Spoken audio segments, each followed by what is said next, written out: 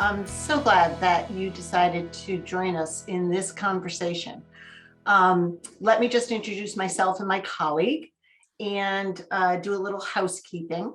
So I am Sandra Delarepa. I'm a 30-year survivor of nonprofits. I made my way through. I ended my corporate career in nonprofits as a vice president of a multi-hospital system. I managed their $20 million foundation and opened Harvest about 11 years ago. And I'm joined today by Scott Selly. Scott and I actually have known each other for about 21 years. And I have great respect for him. We work together at Connecticut Children's Medical Center, and Scott is our vice president for business development. He is also the father of 4 daughters. Certainly has some insight into women superpowers, women leadership, and our impact. And I want to thank you to MNN too for hosting this conference, for doing such a great job of hosting this conference, but also for the opportunity to be able to be here and talk on this subject.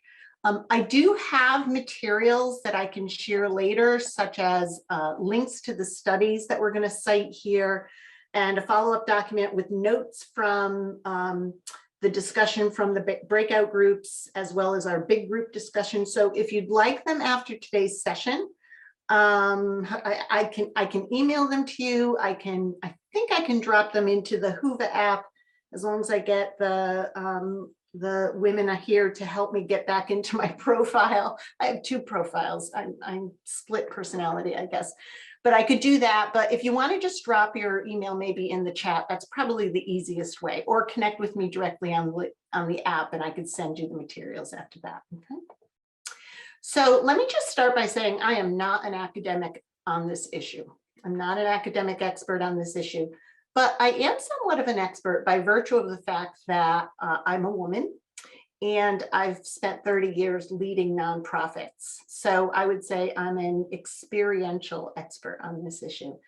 The issue concerns me, not in an anarchistic way. I'm not wielding a banner here, but in an impact way. How is this issue impacting our success as an industry, or as an organization, or me and you as a person? So that's why I've been peeling off pieces of the women in nonprofit topic and exploring them with groups like yourself. So today, what we hope to accomplish in the following discussion is to explore the current state of the professional woman in nonprofits. And we'll break off into rooms a couple of times to talk about future implications of the nonprofit sector if the current status doesn't change. We'll explore ways in which women in nonprofit have been proven to have impact, and then break off to discuss how we as an industry, funders, policymakers, and also individuals can lend to change. We're going to come back together after these breakouts and debrief on them. And then at the end of this session, we're going to talk about some of the barriers that might exist to some of the ideas that we came up with and how we can overcome them. So this is actually a working workshop, ladies and gentlemen. So get ready to share. All right. So what is your superpower as a woman? We all have models of women expressing their superpower in literature, as a culture, in historical figures, certainly, in religion and in mythology, women that point us toward morality, toward character, that reveal power and confidence and competence. You know, my favorite video on TikTok, admit that I look in there, but it's a good tool, actually. We do a whole piece on how to build a virtual community, and I really think there's value in Reels and TikTok. But anyways, my favorite video in TikTok is one with the audio of a woman stating, "Have you made people yet?" Oh, let me tell you, I've made people, and I'm their leader. I love that, because the most amazing superpower that nature has provided us as women is we make people, tomorrow's people. We are creating the world. Wow. I mean, Imagine what the world would look like if men made people, right? Not disparaging men, it's just a different power structure. But somehow when you think about that, we just not have leveraged that position, that superpower of making the world in other areas in our lives, such as our professional lives. So my question to you is, what is your superpower? We're going to get to know each other a little bit better so we can have these conversations throughout the next hour and a half comfortably. Each of our individual sense of superpowers will be different as each and every one of us, and that's okay. It's really dangerous when we talk about women in nonprofits to think of women as a monolithic group, as one, because we aren't. We're different. So let me use the magic of Zoom right now, and I'm going to send you all off into little groups to share. And what I want you to talk about, other than introducing yourself to each other, is what is your superpower, or if you're not comfortable with talking about that, or you don't feel that you relate to that, what is a superpower of a woman you admire? And then after the breakout session, we're going to regroup and get into the workshop. I won't be asking this time for everyone to share audibly about what they heard, but what I want to encourage you to do is when we come back is just to start entering into the chat what superpowers you heard. Just share what you heard in your chat, okay? Hey, Sandra, should people turn on their cameras and their mics for these small groups? Oh, yes, please. That would be great. It doesn't matter what you look like. It's okay. Turn on your camera, turn on your mic. Those are going to be necessary, especially in the breakout rooms. Okay. So let me go to my breakout room here. So we have 24, 25, 26, 27, 28. I'm going to break us out into 5 rooms. I'm going to give you about, that gives us about 4 or 5 people per room. I'm going to give you about 6 minutes in the breakout room to introduce yourself and then just to talk briefly about your superpower or the superpower of a woman that you might admire. Okay, so 3, 2, 1. Okay, so we're not going to go through this time because we really have such a short period of time together here. This time we're not going to debrief, but what I want to encourage you to do is in the chat, just in your own words, share what you heard people's superpowers were for themselves as women, or maybe for a woman that they admire. Okay. All right, let's get into our discussion on women leadership in nonprofits, impact and change. I have a clip here that I want to share with you. And it was from the, just to set the tone, it actually is a favorite clip of mine. It's from the Women in Leadership in Nonprofits and Corporate Philanthropy panel discussion that was hosted at a Center for Leadership in Pasadena, California, quite a few years back, but I think it's still relevant. And why I'm sharing it, this clip, is because it's illustrative that some corporations, which is what we are, we're corporations, we're nonprofit corporations, but we are businesses. Some corporations are actually working to figure this out, guys. They're focusing on the issue at a cellular level of the company and industry. So the woman speaking here is from Google. Now, there's a lot we can say about Google, but what is interesting here is that she's breaking down how Google is working at that root level to talk about the status of women in Google. She talks about why and how women in leadership affect output, affect what you're doing, what the industry or what they can do about it, how we talk about ourselves, what we show young women and women about the work of leading nonprofits. And she talks about what the company can do in exploring and understanding leadership traits that are correlated with success that they focus on, and that include women, and what we as women personally can do about this for ourselves. So she brings a perspective that really resonates with me about that is authentic and that is about authentic and meaningful change. So let me play this clip for you.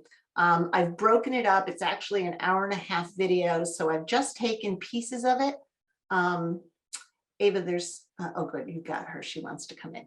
Let me play this clip for you. It's a little broken up, but I got the highlights in there. And then we're going to go into some of the data that we can look at about women's status in nonprofit. Okay. Seeing some positive growth, for example, in fields like biology, we're actually now graduating more female. Oops. So note to self, I can't do two things. Biology majors than male, but in areas like physics, math, and computer science, not only are we lower, but we're dropping. So let me just take computer science as an example.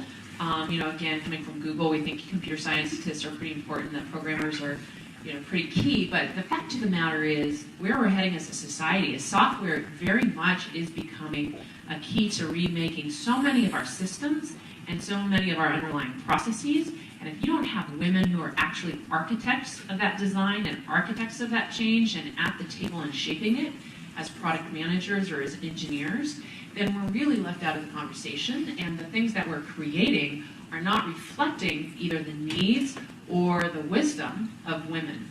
So the other area I think we really need to take a hard look at is the media. If we don't change the media that our young girls and boys are digesting when they're very, very young, it's going to be that much harder to change mindsets and change frameworks. So how do we think about this at Google? Just say a couple quick things about that. So for one thing, I find it really doesn't usually help a conversation when you assume the worst in somebody that's happening. And so what we've found at Google is that we do have an issue with women in leadership there, but our most constructive conversations are when we carry forward the conversation around, the data shows that we have some unconscious preference error in our system. We are selecting for traits that are not correlated with success. We are selecting for traits that are actually not correct variables for the algorithm. That actually helps. So as an example, if you look at people in leadership, they're disproportionately tall. Now, would anyone say that the taller you are, the more naturally gifted you? No. But that comes from an unconscious sort of evolutionary mind. Right? Last thing I want to throw out there is a little bit provocative, right? So when I came to Google, Sheryl Sandberg actually hired me, and her premise, if I could just paraphrase it, is that if you want to get to the C-suite, if you want to be CEO, from the time you're in 5th grade, you need to really lean in and don't pull yourself out of the leadership track before it's time. We need to look really, what is the objective? Because is the objective really to get more women as CEOs as we today define leaders and CEOs? Or is the goal to define leaders and CEOs in ways that are fully authentic to who we are as humans and where the data correlates with actual success, right? And I think we also need to look at asking women, what is necessary and what do you need and how can we help you become your best authentic leader? Some positive. Okay, let's pause for a minute there and feel free to unmute yourself, because what I want to ask the audience, what I want to ask you guys right now is, what were some of the key things you heard in fact, I'm going to just stop sharing for a second, Ava. Let's see how that works so I can see my friends, because I can't see you when I'm screen sharing. So hi, everybody. So what were some of the key things that you heard her say about the issues of addressing, identifying, and working through women leadership in general and at Google? What were some of the things that resonated with you? Feel free to jump in.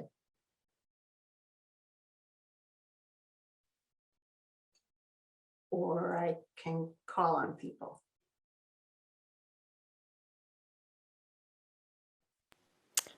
I think there is something in the chat as well. Yeah, I saw something from Nina.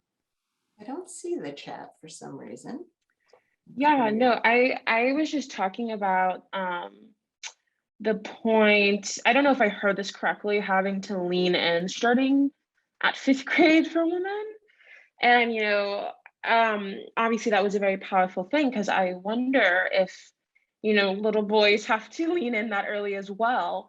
And I wonder, I come from kind of a youth development background and also a woman in gender studies background as well. And I thought that, I wonder the implications for women when we have to lean in so early. That was just a thought that I had.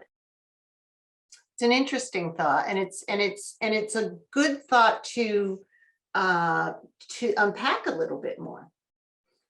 In the whole context, and I'll send the link to this video because the whole video is really quite revealing. So I'll share the, Ava, if I forget, just remind me, share the link to video.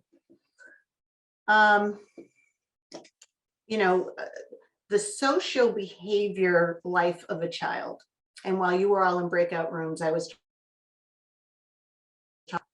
really understanding the verbal and nonverbal information that we are embedding in our young women, and not making them, one of the key things that she talks about in this video too is making sure that we're being true to ourselves. Do we want to achieve CEO status just because we want to break that ceiling and be the one to achieve it, or is it meaningful to us? And I think that changes as you age. I'm 59, and while I never was a CEO of a nonprofit, I was a vice president, and now I'm the owner of a business. But I am seeing that my perspective is changing.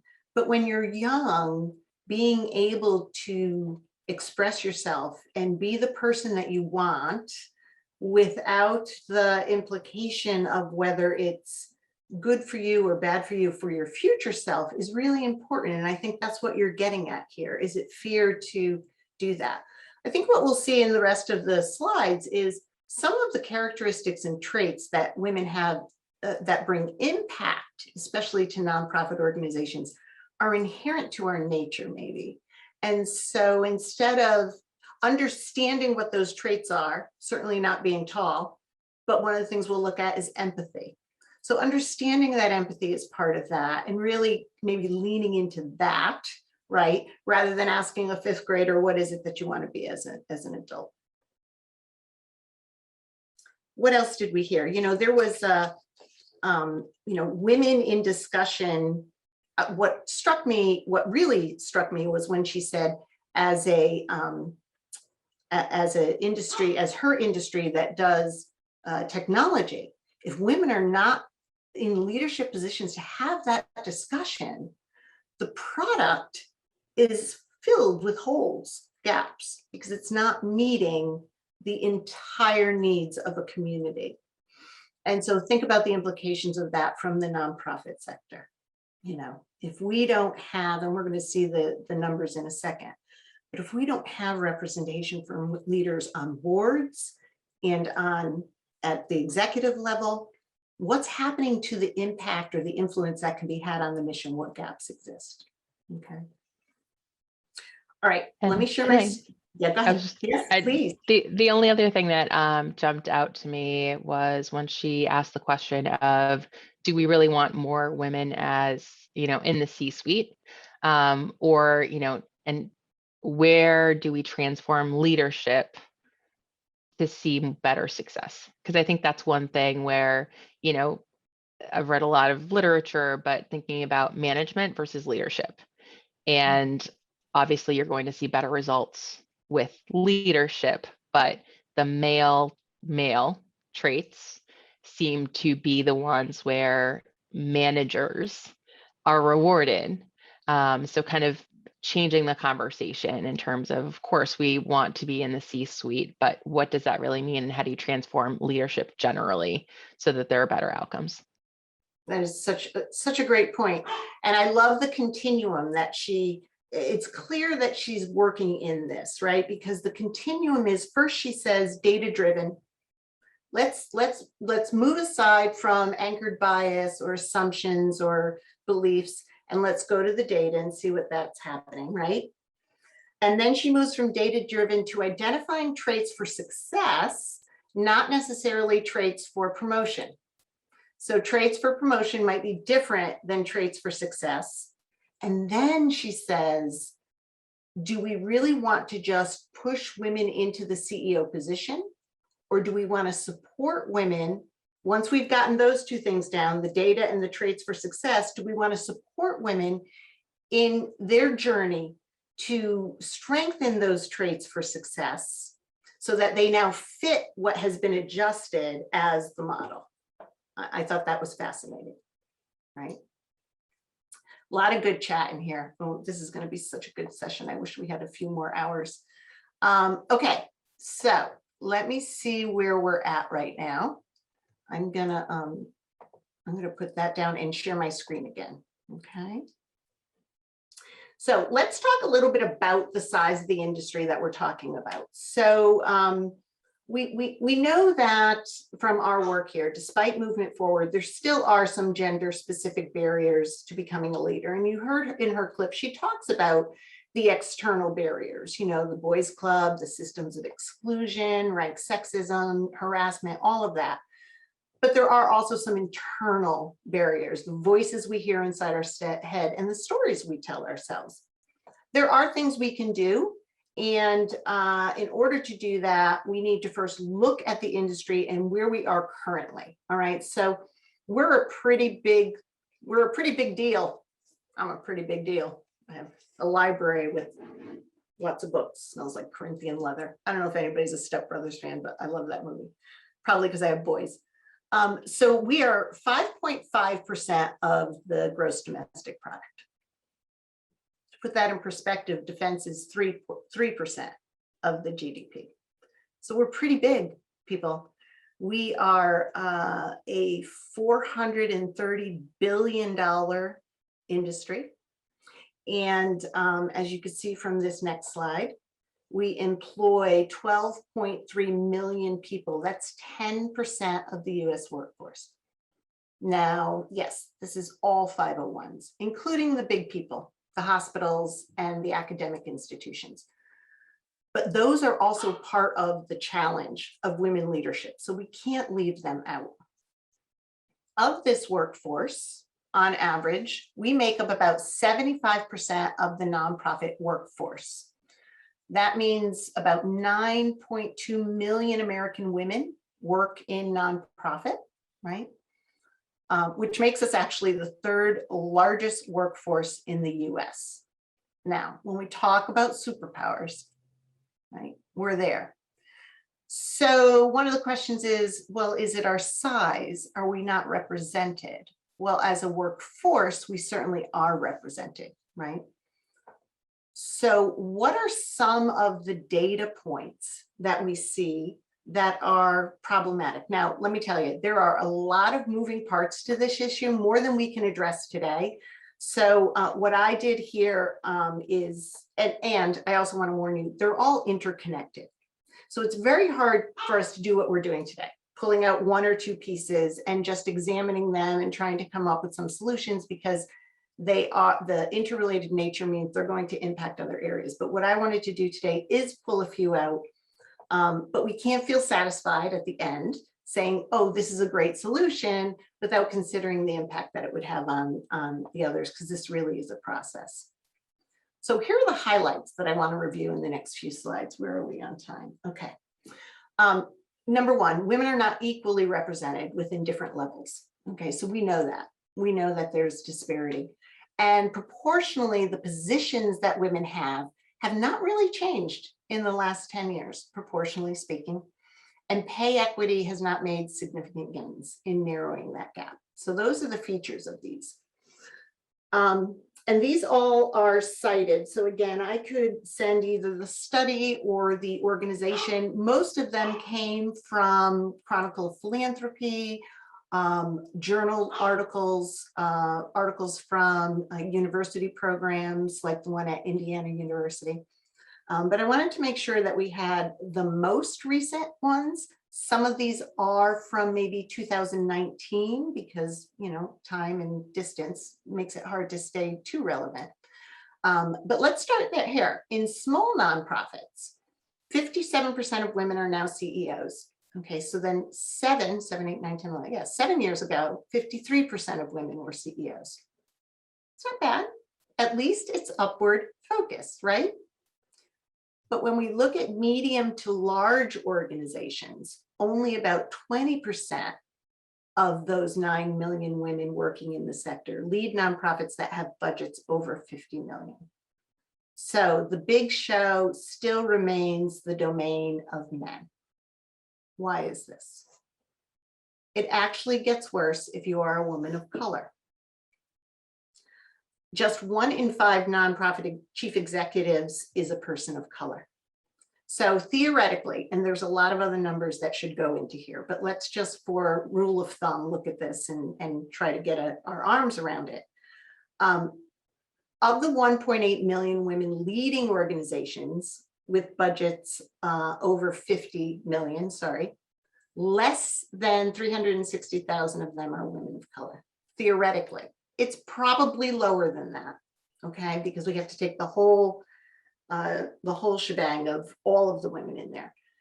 One of the challenges we have here is we don't have good data, and we need better data. And if we had better data, we could have these types of discussions and plans. I don't know why we don't have good data. We have data, it tracks. Everybody seems to want to track the same data. We need to expand this. We need to have better data. Here's another issue. According to a report from McKinsey & Company, which is actually one of the biggest consulting firms, and Bain spun off from them for the nonprofit sector quite a few, maybe decades ago. In 2019, only 85 women were promoted for every 100 men who climbed up the corporate ladder. Now, why does that matter? Well, it certainly does create less incentive for women to lean in, right? If you see this as a trend and you're up against this, stepping up or even remaining in the nonprofit workplace can be exhausting. It can seem like futility, right? Like that Escher print of the steps where you just keep going around and around and you're not getting anywhere. Personally, I experienced this when I was in the corporate sector within the hospital system. And if you don't have a good support system, if you haven't leaned in, you could step out. And that hurts all of us. And I'm not putting any guilt on anybody. There's no guilt here. It's just the reality. It's the data of what we're looking at. The compensation as well. So what we see here is that CEO women of nonprofits of any size are actually paid about 8% less than on average than their male counterparts. Well, what this does, right, it reinforces that unfortunate stereotype that people who work for nonprofits are chronically underpaid, which in some areas they are, right? We're not a monolith. It's not just all across the board. But that's what it reinforces, right? When you see that happening. And since women outnumber men in the nonprofit workforce, who's to say that, you know, the entire charitable nonprofit community's compensation levels aren't undeservedly dragged down because of that? If 75% of the workforce is being underpaid, right? It also when it's magnified over time, this impacts women's lives, this impacts family lives, and this impacts communities. So for instance, over a single woman's work tenure, this underpayment compounds annually.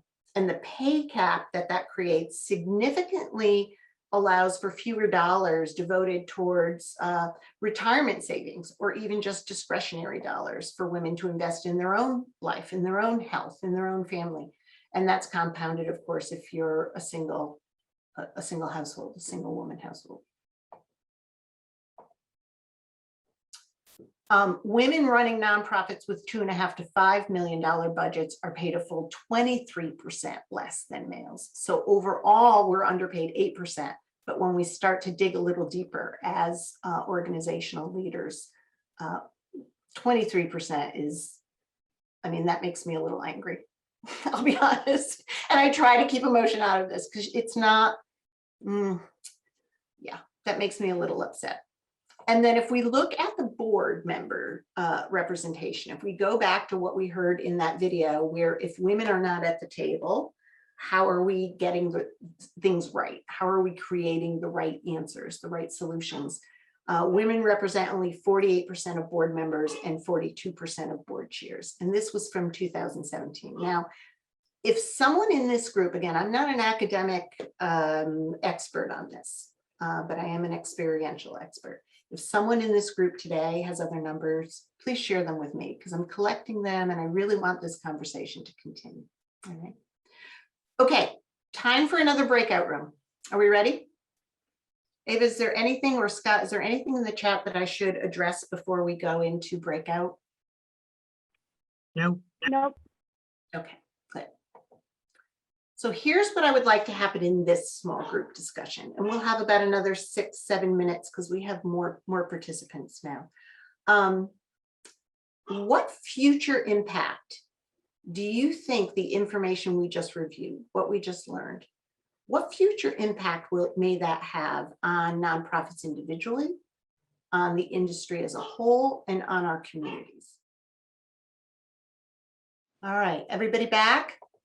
I want to keep us moving along because we have an awful lot. So I'm going to stop sharing, and I want to hear from 2 or 3 people maybe that can debrief on some of the highlights. Let's try to keep it as short as possible because we have a little bit more to go through, another breakout room, and then a group discussion, and we only have about 20 minutes left, 25 minutes left. So let me stop sharing so I could see everybody.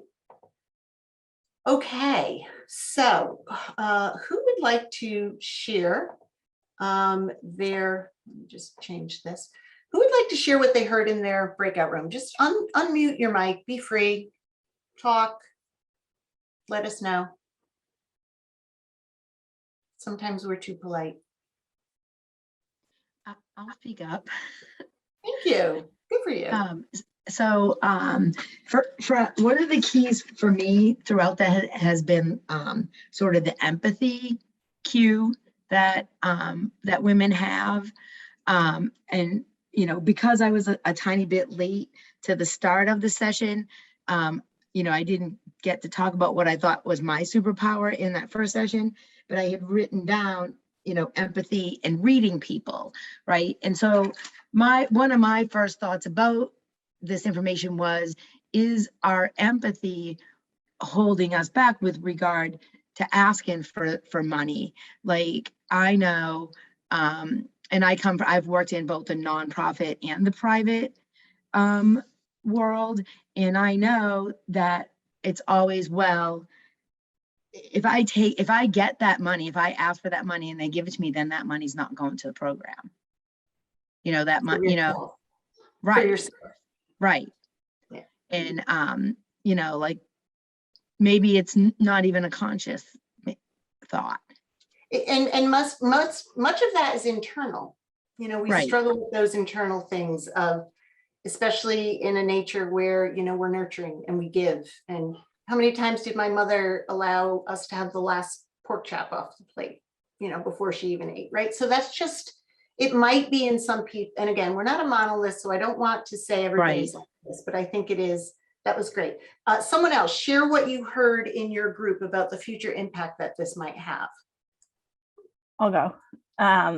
We talked a little bit about how the data that we heard about in the video you shared, it brings out such a larger conversation about how did we get here, right? What are the reasons that women are underpaid? And is it because we're underpaid, or are men overpaid? Or it was just a much larger conversation than these few data points, right? Mm-hmm.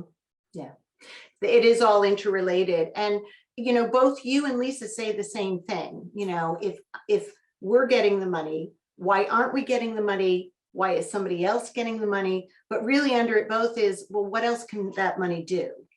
And, that is a worldview that I think in the corporate sector is much easier to adjust to, because the reality is, if you're in an analogy, but if you're in a plane that's going down, you certainly have to put your oxygen mask on first before helping other people. So if you're not whole, how many times does someone say to me, Mama, you have to fill up your warehouse if you're going to help those kids? And it's true. So if you're not whole by having an income that is above the Mendoza line and that you can feel confident and comfortable, and that's up to you. There is no one else can tell you what that is. It's up to you. If you aren't there, how can you give your best to the organization? And so that certainly creates some obstacles to being a leader or to reaching leadership there. That's great. Okay, let me try to share my screen again because we have some more stuff to look at. And I apologize for any delays here. I said to the ladies this morning, am I in the drama? I think I'm in the drama here, but okay. All right, so let's now look at what strengths do women bring to nonprofits. Now there is some data on this, and there's universal data on what strengths women bring to leadership positions, and certainly that can be extrapolated to be a nonprofit because we are corporations. And as was said just recently, empathy is a huge one. It is so powerful. It has such a powerful effect on organizations. Empathy has been shown to increase innovation. When people report that their leaders that they work with are empathetic, they're more likely to report that they're able to also be innovative. There's a corollary there. In fact, 61% of employees compared to 13% of employees said that, empathy in their leader allows more innovation. Engagement. 76% of people who experience empathy in the workforce with their leadership reported that they're engaged. They're really engaged compared to 32%. Retention. 57% of women and 57, oh, this is an interesting one. 57% of white women and 62% of women of color said they were unlikely to think about leaving a company when they felt that their life circumstances were respected and valued by their company. And that comes from empathy, right? Inclusivity, 50% of people with empathetic leaders reported that their workplace was inclusive compared with only 17% who said they didn't have empathetic. And then obviously what we worry about as women is work life. And that doesn't matter whether you have children or not, because we're all part of an ecosystem in a family. So work life could be juggling your personal, your children, your parents, your grandparents, your cousin, whoever is in your life, your partner. 86% of women reported that they were able to navigate those demands more satisfyingly. Maybe not successfully, but they didn't have the stress in there as much as 60% who said they didn't have an empathetic leader. So empathy is huge. In fact, high emotional quotient. I don't know if you've heard of that, but emotional quotient is different from your IQ. Leaders who have high IQ are known to build better working relationships, and traits of empathy and EQ are more frequently displayed by female leaders. So if we just had a hard stop there, right, with all of those outputs, we could have an entire discussion on that and how we want to integrate that concept into the industry, into our own organizations, and even into our own personal and professional lives. Again, they've been found to be more creative and have a higher sense of employee satisfaction and overall performance. Well, who wouldn't want this from their organization? They had a stronger sense of growth and recognition. Turnover is huge right now. We at Harvest are in a recruitment bubble. And I get it. A lot of people went through the shutdown. A lot of people navigated the gauntlet and went through some really difficult things that they didn't think they'd ever have to go through or ever could go through. And we're super proud we did, and we're exhausted, physically and emotionally exhausted. And so turnover is high. We're doing a lot of executive recruitment right now. But what I don't believe it has to do with is the lack of leadership, EQ, and empathy in the industry and the organization. But retention does save the organization money. It's just as with your donor base. To earn a donor costs you more, and to keep them costs you less. So you want to keep these people on. Self-regulation. Let's talk about that. What this means is when we are feeling stressed at work, when we are about to lose it, when we feel like we can't take one more step, female leaders encourage you to self-regulate more than male leaders do. Data.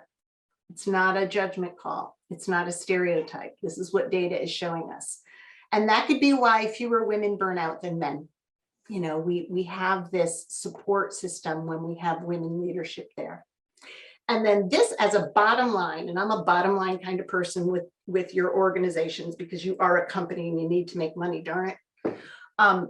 Research on gender inclusiveness shows that organizations with females that are in higher positions thrive and they enjoy a much bigger economic growth, more solid, more consistent economic growth. That's huge. So Bain and Company, I told you they're a spinoff from McKinsey and Company, and Bain looks just at nonprofits. Women's aspiration, that leaning in, that desire to grow, drops more than 60% over the course of their career, while men's stay the same. Part of the theory here is that we just aren't showcasing women at the top and communicating the benefits, right? To not only achieving gender parity, but to leaning in and getting there, if that's what we want as a woman, right? Again, individuals. This is huge. And this goes back to Nina's question of 5th grade, right? So if you're aspiring to lead people, if you have that gift and talent of leadership and you're a visionary and you, like me, get off on accomplishment and production and success, you're going to want to follow that path. But if what you see over time, and if this statistic is true, you start to get discouraged and you start to think, I'm just going to bow out and find my satisfaction elsewhere. And that could hurt us as an industry. Women in leadership found that this study by KPMG found that 86% of women reported becoming encouraged to achieve more professionalism, more professionally when they saw other women in leadership position. So let's stop for a minute and think about our industry. We certainly do have women in leadership position. We know that. We know that there's a 0.5% overall and 50% overall or a little bit more, and maybe 20 to 30 in the very large organizations. But how can this be leveraged for that growth model, that 5th grader, right? That young woman? And what messages are we sending about nonprofit that might discourage or uninspire someone to want to move toward that? And then finally, in a University of Berkeley study, 63% of women reported never having a formal mentor in the workplace. Now, there's a lot I can say about this and a lot Scott can say about this, because he and another one of our colleagues, Melanie Ciccarelli, have been elected to a local AFP board, and they are setting out to establish a mentor program. And man, is this hard. And I think one of the things as an industry we need to do is first define what we mean by mentorship. But the fact that 63% of women who could be inspired and could aspire to higher roles find that they've never had a formal mentor, I mean, that's glaring, right? That's something we should think about. All right, we are time check. We have 15 minutes left. So I am going to send you back out into small groups. You don't have to answer all of these questions, but what I would like your conversation to focus on is, what are some things that either the sector can do, funders or policymakers, or you, to be part of a solution? What are some of those things? When we come back, we're going to talk about that. I really would love to get to the discussion on barriers, but I might hold off on that. And then we can just continue to talk in generalities about this, because I think there's some really good insight that's being created here that I want to be able to capture. Okay, so let me send you all off into breakout rooms again. And what you're talking about is, what might the sector, funders, policymakers, or even yourself do to improve upon this issue about the improvement of the status of women in leadership positions. What could you do to be part of the solution? And off you go. Let's hear from some groups, maybe from people we haven't heard from yet, as to what are some of the things that you think either the sector, funders, policymakers, or even ourselves can do to help this conversation along, to drive new dialogue, or to create solutions. And again, feel free to unmute and just talk away.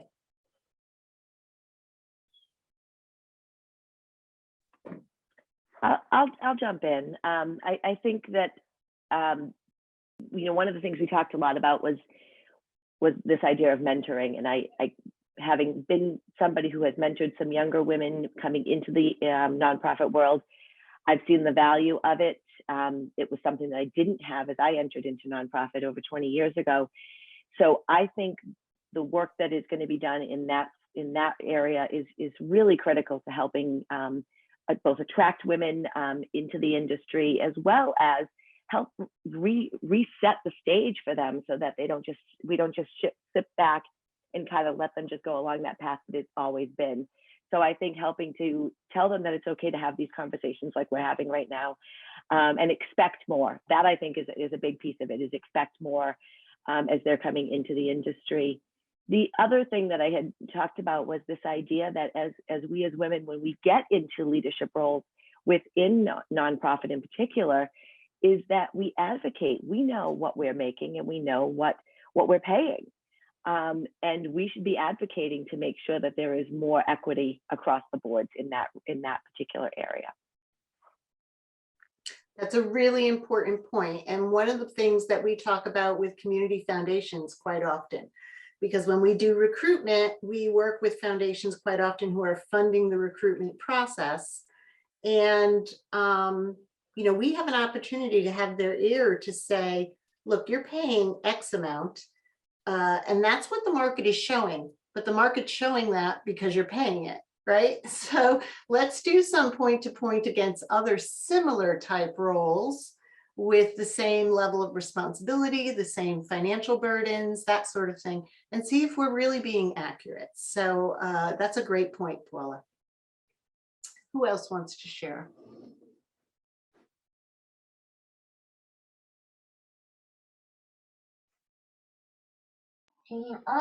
I will. I'm just getting a Lego for my 2-year-old, so it's timely.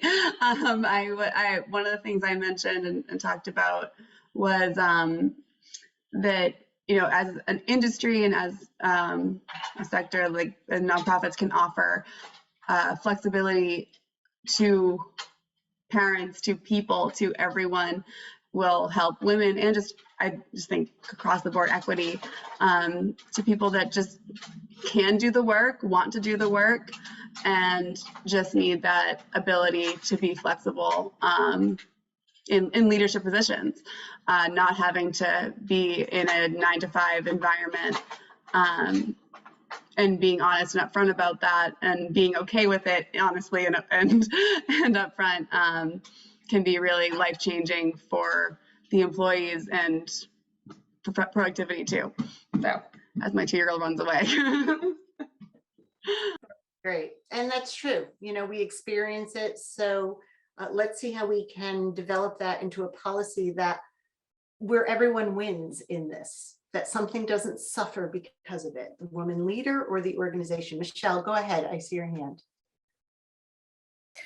Oh, I was just applauding that thought as someone who's very okay. much experiencing that herself. I just wanted to, yes, kudos that thought.